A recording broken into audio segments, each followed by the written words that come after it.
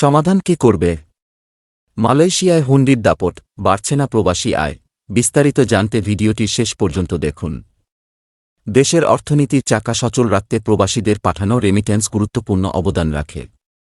দক্ষিণ পূর্ব এশিয়ার দেশ মালয়েশিয়ায় নানা পেশায় প্রায় 5 লাখ প্রবাসী কর্মরত। বৈদেশিক শ্রমবাজারে প্রবাসী আয়ের প্রধান উৎস এ দেশ থেকে কমে যাচ্ছে রেমিট্যান্স প্রবাহ। সাম্প্রতিক সময়ে ডলারের বিপরীতে ঋণ নিতে দরপতন, অপরদিকে অনানুষ্ঠানিক বা হুন্ডিতে অবৈধ লেনদেন, আয় পাঠালে প্রতি ডলারে 5-6 টাকা বেশি পাওয়ায় হুন্ডির পথে ঝুঁকছেন প্রবাসীরা। চলতি বছরের মার্চ মাসে মালয়েশিয়া থেকে 12,23,00,000 বৈধ চ্যানেলে রেমিটেন্স পাঠিয়েছেন প্রবাসীরা।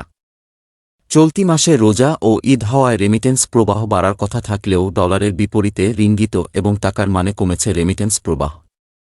এ নিয়ে শঙ্কায় পড়েছেন রেমিটেন্স হাউজের কর্তারা। তারা বলেছেন, এ অবস্থা চলতে থাকলে মারাত্মক বিপর্যয় নেমে আসার সম্ভাবনা রয়েছে।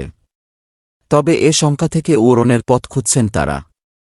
বৈধ পথে রেমিট্যান্স আহরণে হাউসগুলো হাইকমিশন সহ যৌথ উদ্যোগে মালয়েশিয়ার বিভিন্ন প্রদেশে করে যাচ্ছে প্রচারণা সভা। এর অংশ হিসেবে সম্প্রতি সেলাঙ্গোর ও পেনাং রাজ্যে বৈধ চ্যানেলে রেমিট্যান্স প্রেরণে সরকার ও পরিবারের উপকার নিয়ে প্রবাসীদের সঙ্গে মতবিনিময় করেছেন দেশটিতে নিযুক্ত বাংলাদেশের হাইকমিশনার মো.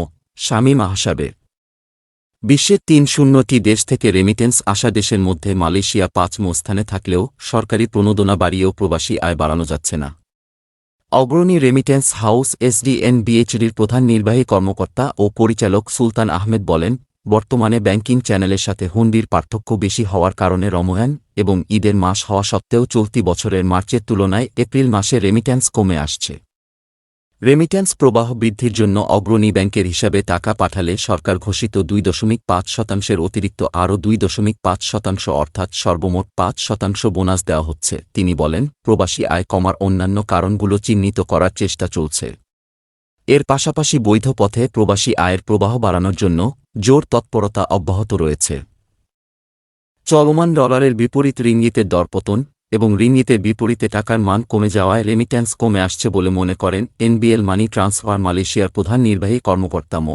আলী হায়দার মর্তুজা। তিনি বলেন, ন্যাশনাল ব্যাংক থেকে গত মার্চ মাসে এনবিএল মানি ট্রান্সফার থেকে $2,02,00,000 প্রবাসীরা দেশে রেমিট্যান্স পাঠালেও চলতি মাস ঈদের মাস হওয়ার পরও গত মাসের তুলনায় কম। মর্তুজার মতে, বর্তমানে বাংলাদেশ ডলারের রেটের অনেক ভিন্নতার কারণে এক্সচেঞ্জ হাউসগুলো প্রবাসীদের প্রত্যাশিত রেট দিতে পারছে না। ডলারের এই ব্যবধান যদি কমিয়ে আনা যায়, তাহলে এক্সচেঞ্জ হাউসগুলো প্রবাসীদের প্রত্যাশিত টাকার রেট দিতে পারবে ও প্রবাসীরা হুন্ডির মাধ্যমে না পাঠিয়ে বৈধ চ্যানেলের মাধ্যমে টাকা পাঠাবেন। রাশিদ মানি এক্সচেঞ্জ এর নির্বাহী কর্মকর্তা মো.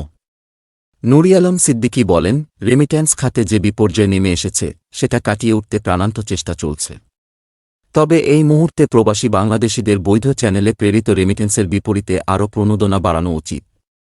প্রণোদনা বাড়ালে বৈধ চ্যানেলে রেমিট্যান্স প্রেরণে প্রবাসীরা বেশি উদ্বুদ্ধ হবে বলে মনে করেন তিনি। নাম প্রকাশে অনিচ্ছুক এক প্রবাসী বলেন, প্রণোদনার চেয়েও বেশি টাকা পাওয়া যায় হুন্ডির মাধ্যমে। ভিসা বাণিজ্য, আন্ডার ইনভয়েসের প্রকৃত মূল্য কম দেখানো মতো অবৈধ পথ আবার চালু হয়ে গেছে। এতে এখন বেড়েছে হুন্ডি। মালয়েশিয়া প্রবাসীরা বলছেন, অপ্রাতিষ্ঠানিক চ্যানেলে রেমিট্যান্স প্রেরণ বন্ধে কার্যকর পদক্ষেপের বিকল্প নেই।